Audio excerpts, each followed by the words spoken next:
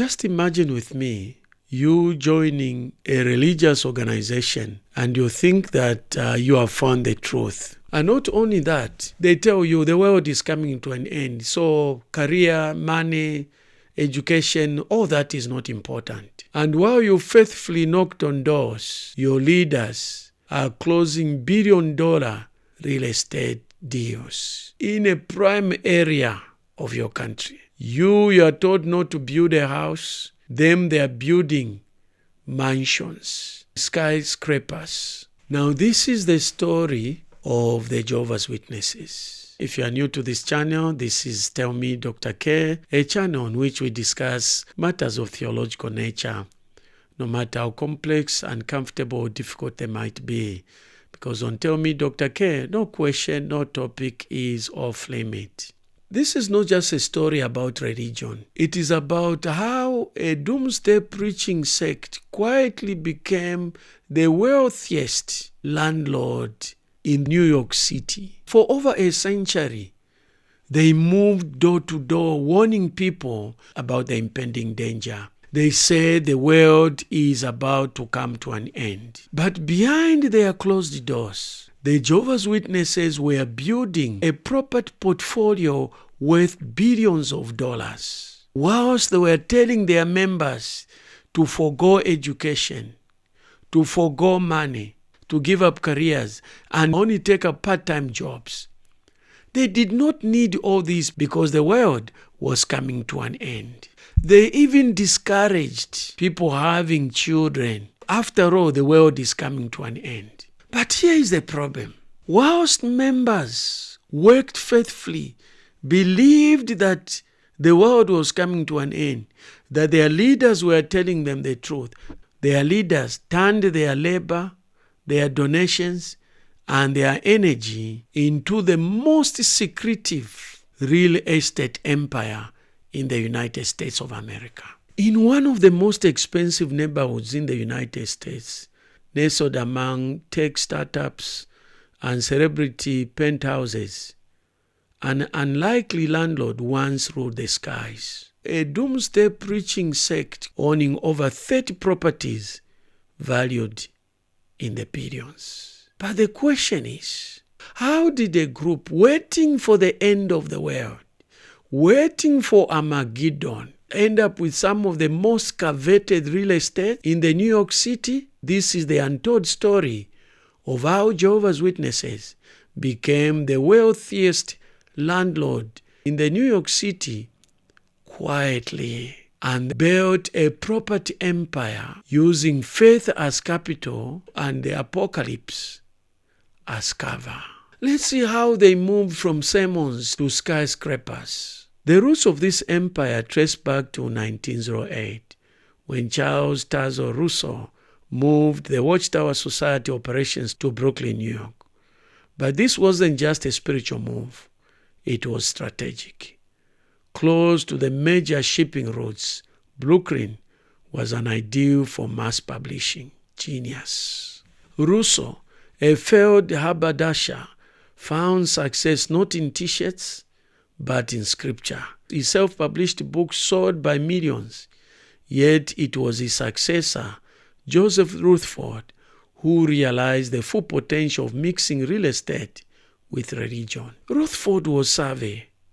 Under his leadership in the 1920s, the Watchtower Society bought properties. They used tax-deductible donations for these purchases. On paper, it was all for God's work, but the real gains were earthly and substantial.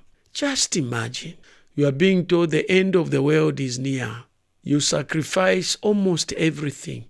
You put in your sweat. You put in your soul. Meanwhile, the leaders are making billion-dollar real estate deals quietly. If they can ask you to forego all these pleasures, how come they are doing the exact opposite?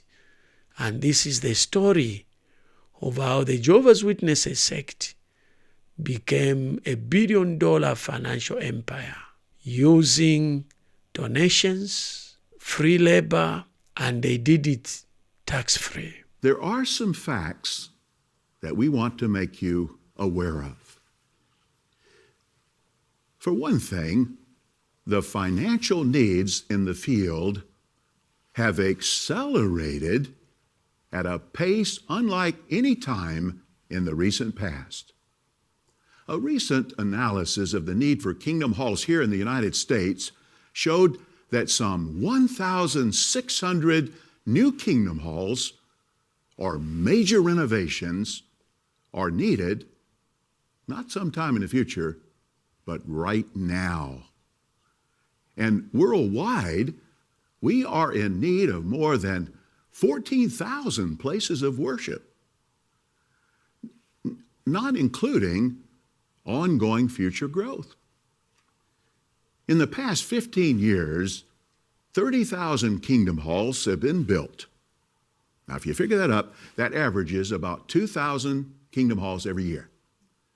But in an effort to relieve the serious backlog more quickly, we intend, Jehovah willing, to complete 3,000 kingdom hall projects every year going forward.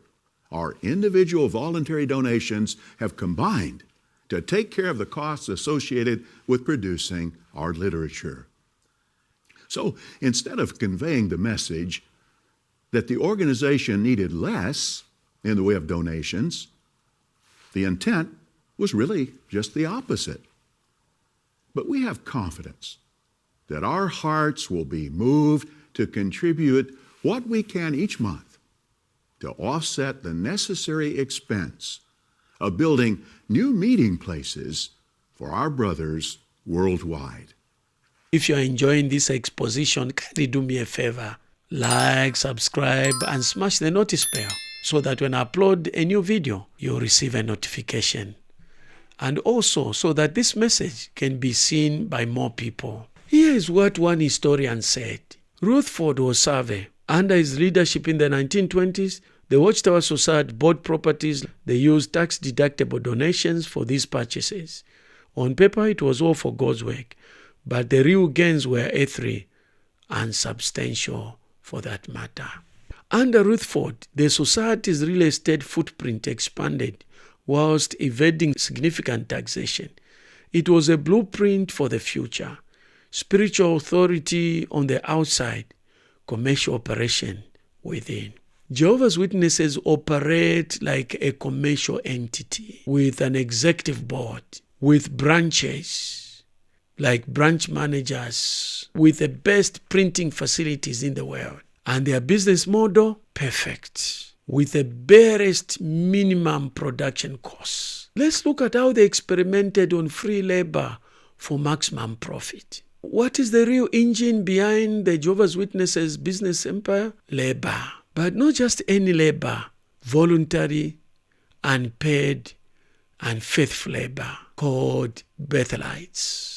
Thousands of Jehovah's Witnesses worked at the Watchtower factories and offices across decades for as little as $10 a month.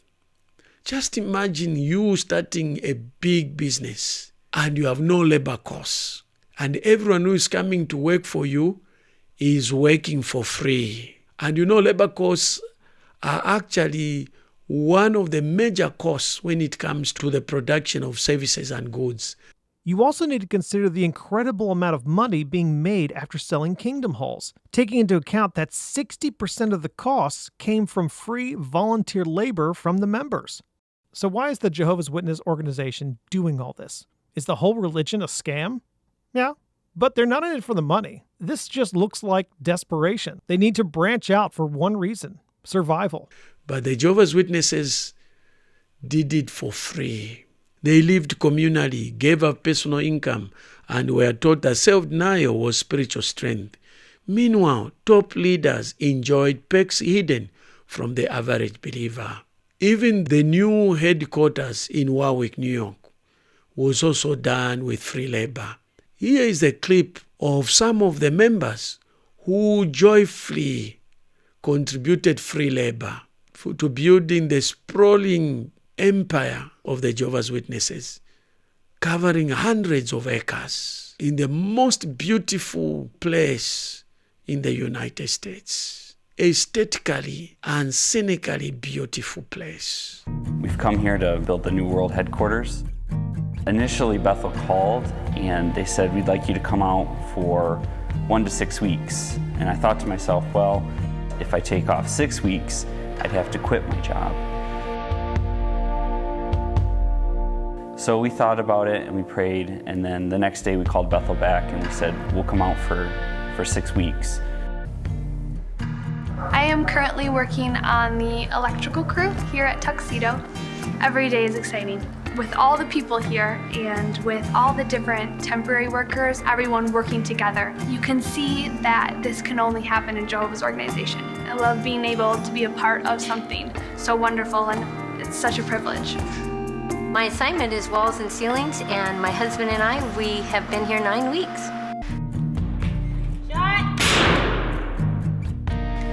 There's a lot of sisters, so that's really exciting opportunity for them. They're very hard workers. They're willing to do anything they're asked to do. If they're not skilled when they came, they're skilled when they leave. One ex-Bethelite said, we were told that living simply honor Jehovah, but I started noticing inconsistencies like luxury cars, special dining areas for leaders. Then I learned about the Beth Sarim. That mansion was built for resurrected prophets, but Rutherford lived in it. Imagine the scam. Rutherford tells members, we need to build a mansion for the patriarchs who are going to resurrect. Abraham, Isaac, Jacob, and other patriarchs. He built a very beautiful place, and there you can see the picture there. That is the place that he built. But instead of those prophets living in there, he was living in it. And I don't know how members of the Jehovah's Witnesses cannot see this. The place was called Beth Sarim.